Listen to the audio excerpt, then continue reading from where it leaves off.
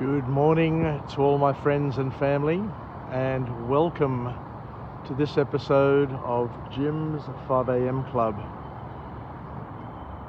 It's very early and it's very humid. The temperature is mild and we're in the last month of summer here in Sydney town.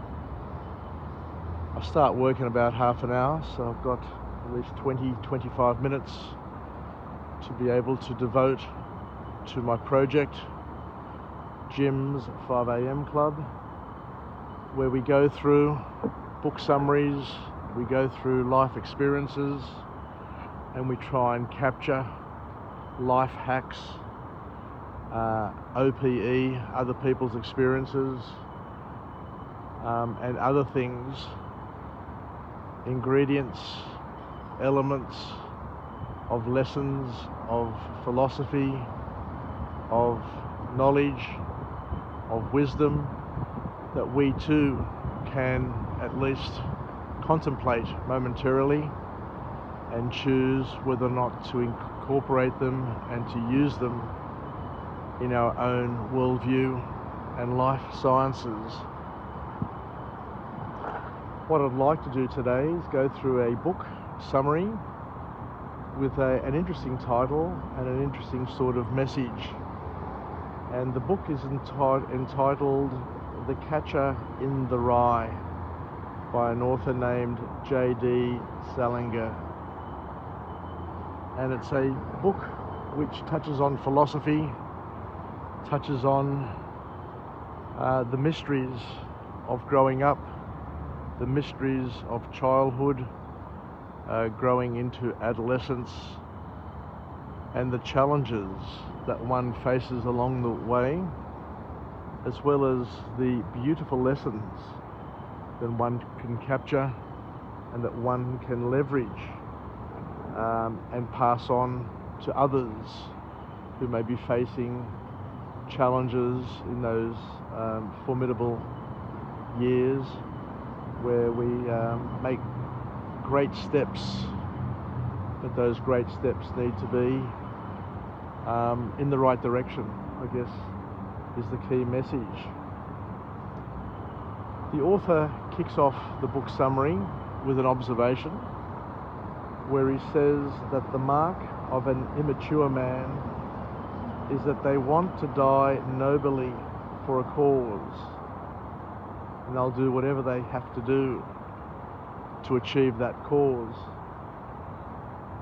But the author also flips it on its head by saying that the mark of a mature person, the mark of a mature man, is that he wants to live humbly for a cause, not necessarily to die for it, but to live humbly and to achieve it throughout their lives.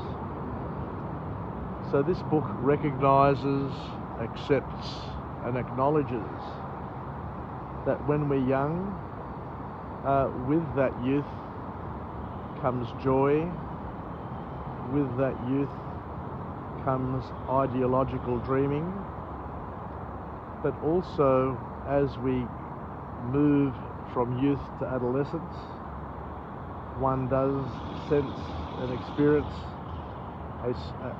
an amount of disillusionment. And all of these feelings, all of these experiences, according to the author, are normal. And we shouldn't worry too much about it. We shouldn't stress too much about it, but to learn to live with it, to learn to surf it, and to learn to make the most of it. So the first key point that comes from this book is that everything is meaningless if you don't apply yourself to it. So what the author here is suggesting is that if you don't take action, if you don't do things, and all you do is just think of things in your youth, then you're not going to achieve very much, you're not going to do very much, and you end up going to be disillusioned, disappointed and frustrated, because you'll be, I guess, paralyzed through fear, paralyzed through thought, and not have the necessary amount of momentum to get you through the small humps in life. Because one of the key lessons that we all learn as we grow up is that each road, each path that we take has a hump along the way, and if you don't have the desired momentum, if you don't take the necessary action, then you won't have that energy to get over that hump. And as we've mentioned before, chances are that you may get paralyzed and you may get disillusioned and stop trying along the way. But what this book talks about is the importance of taking action, taking interest in your life, and not just being a spectator, but being a participant in life, so that you can take on the many challenges, learn the many lessons, and use those lessons, use those stepping stones throughout your life to achieve the many dreams that we all have, and not to look back over life and have a litany of unfulfilled dreams because you overthought things, you overcomplicated things, and you didn't move towards those dreams, but you let those dreams move away from you. So the author here, in his wisdom, talks about the importance of being wary of people who complain about everyone and everything, the people who find fault in everyone and everything, the people who we describe as being fault finders or mismatches. I remember years ago learning that there are two types of people in the world. There are people who are matches, and there are people who are mismatches. And you're better off being a matcher, a person who looks for good, a person who looks for commonality between people, between situations, who look for the common element, rather than being the mismatcher who just looks for what's wrong with everything and everyone. So the key call to action from this author and from this book is that we need to grow up at some point in our lives and to realize that life is not black and white, and that imperfection is part of life.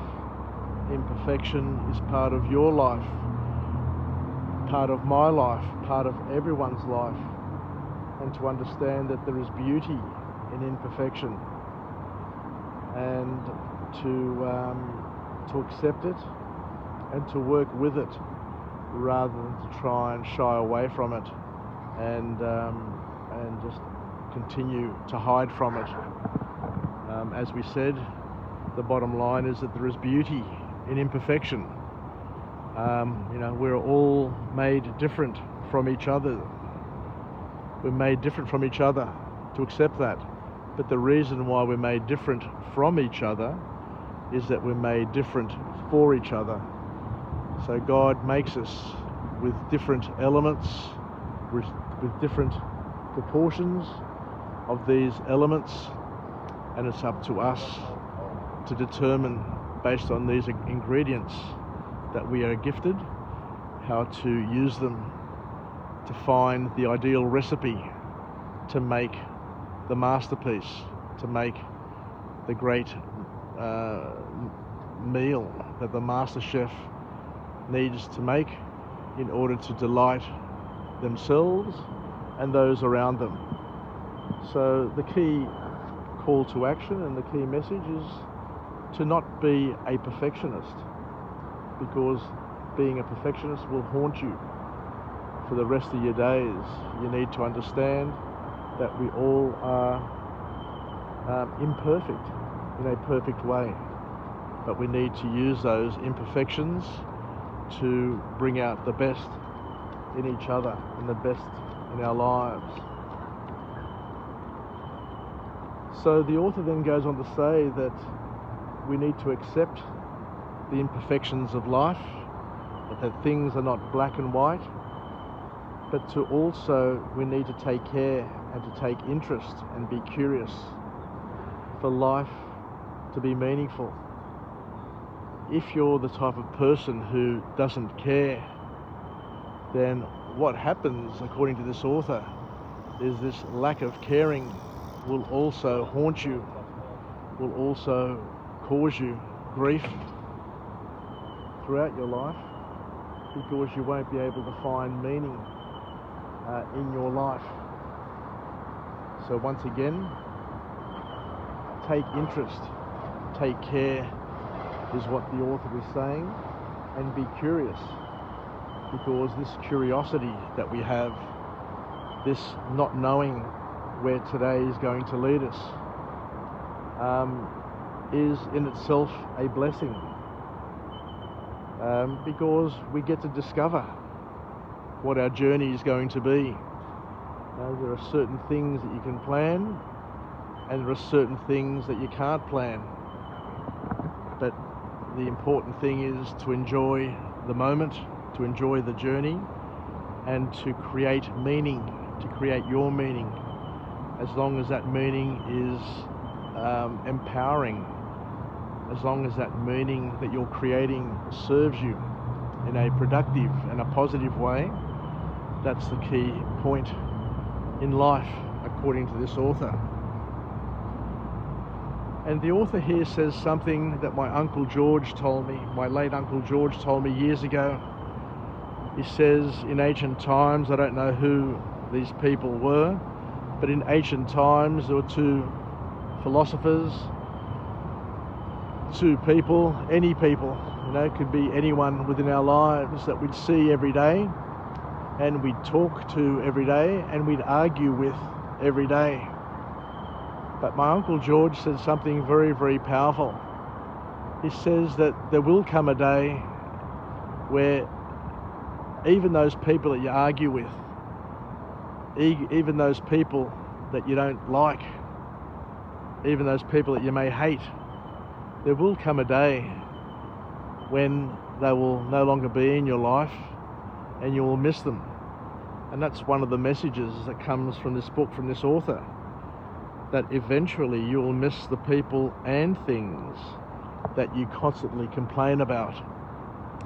So an important message, especially for young people who turn their back on their families and open their arms to friends and others who may have common interests, temporarily common interests, but eventually you need family, you need people in your life, and you need to open your heart and your mind and your arms to your family as well, even if you don't see eye to eye every single day. Because as the author says here, and as my Uncle George alluded to many years ago, eventually you will miss those people that you complain bitterly about. You will miss their company, you'll miss their engagement, you'll miss the touch that you have with these people. The author then goes on to make another beautiful point where he says, becoming you, expressing who you really are, takes risks, and we are all invited to fully express who we are. We are all invited to express ourselves, our gifts. As we know, we are made in God's image. And when we say we are made in God's image, what we're saying is that we were made with God's virtues, but we aren't gifted with all of God's virtue. So there are lots of virtues, but we only get a slither, a small slither of each of those virtues. And we're called to take those slithers of virtues, those proportions, those different proportions. I have different slithers of each of the virtues and different amounts of each of those slithers to what you have. But the key message for all of us is to take the virtues that we have, the image of God that we have, the unique image of God that we have in our own lives, and to make the most of it throughout our lives. And we need to find and create our own identity. There are no two people who are alike. There are no two people who have ever been alike.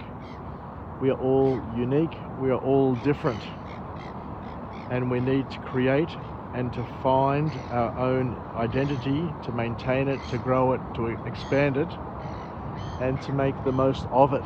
That's our calling. That's what God wants from each and every one of us. To be ourselves, not to be somebody else, to model ourselves on other people, but to magnify and to express the virtues that we have, to become the best version that we can of ourselves, which means that we need to back ourselves. We need to become emotionally attached to ourselves and to our environment so that we can grow and develop, and to know that along the way, along the path, we're going to find dead ends. We're going to find bends in the road. The road's not always, the path's not always going to be straight. There's going to be a bend in our paths, which we're going to think is the end of the path. But as we get closer and closer, as we move along that path, then and only then we're going to understand that it's a bend and not an end. There will be some ends, but everything that we do is going to be a lesson.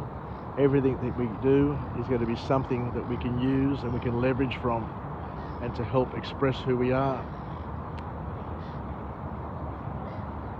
So the author makes another profound point here, where he says that just like other people are imperfect, just like other people are not 100% perfect, we also are imperfect. But we need to understand that and to accept that. And other people need to accept that, just like we need to accept the imperfections in others. As we said before, we're different from each other, for each other. We're different from each other so that we can complement and supplement the strengths and weaknesses in others. We complete each other in many ways. So the important thing, as the author says, is to be a matcher, to try and identify the things that we have in common, and to try and supplement those things that we don't have in common with the things and the gifts that we have that can help others, and also identify the strengths that others have that they can help and complete us. That's why we live in a community. That's why we get married. That's why we have families. That's why we have communities, in order to help each other. So we need and we're called to express moral flexibility. And as my mother used to say in the old days, now you can be in love or you can be right. You can't be both. So it's up to each and every one of us to have the maturity in our lives to be able to identify the differences, and to understand that to be in love and to be loving means that we need to turn a blind eye from time to time. We need to supplement and complement others in their hour of weakness. and to know that each and every one of us holds the key to our own misery by the way we see and the way we describe things to ourselves. Some things don't have straight or easy answers, and at the end of the day, it's up to us to shape our worldview in a way which is productive, and to understand that our identity is formed by our actions, and it's through our actions that we find a place in the world. And if you don't act, you'll feel lost. So every day we need to do things that are productive, things that are going to lead us somewhere, and things that are going to help us find meaning in our lives. So the bottom line and the last point that come from this author is that we need to focus on the little joys in our lives, and to know that life can become less complicated and more joyful.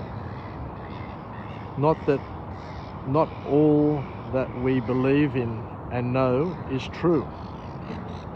We live a biased version of life.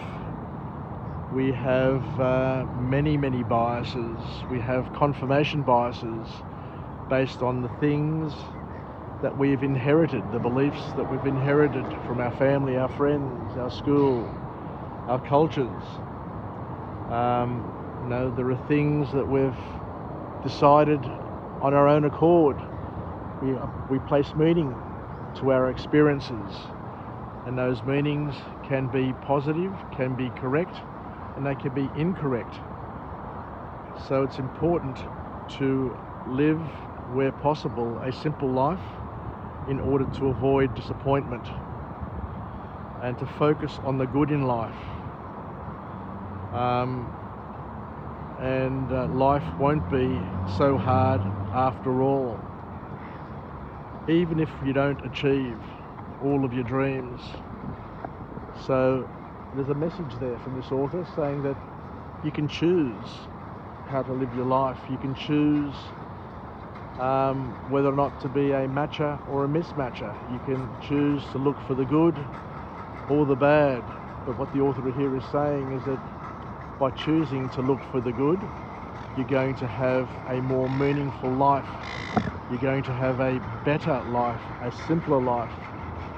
And as this author concludes, at the end of the day,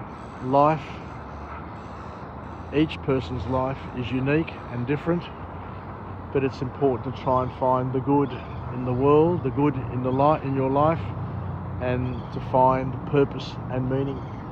Anyway, thank you very much for joining me on this episode of Jim's 5am Club. It's time for me to head off to work and to commence my work day. So I look forward to coming to you again from a different place with a different message of empowerment, where we can live, learn and pass it on, and to share some of the life lessons that we can have through OPE, other people's experiences, as we learnt today from this wonderful author and wonderful book. Anyway, take care everybody, bye for now, and we'll chat again soon. Yassas.